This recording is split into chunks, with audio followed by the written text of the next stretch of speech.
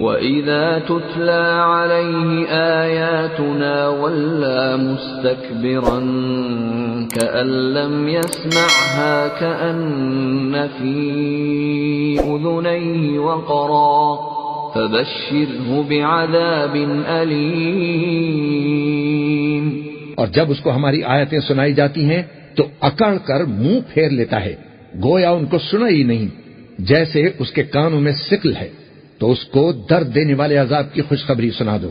ان الذين آمنوا وعملوا الصالحات لهم جنات النعيم، جو لوگ ایمان لائے اور نیک کام کرتے رہے ان کے لیے نعمت کے باغ ہیں، خالدین فیہا وعد اللہ حقا وهو العزیز الحکیم، ہمیشہ ان میں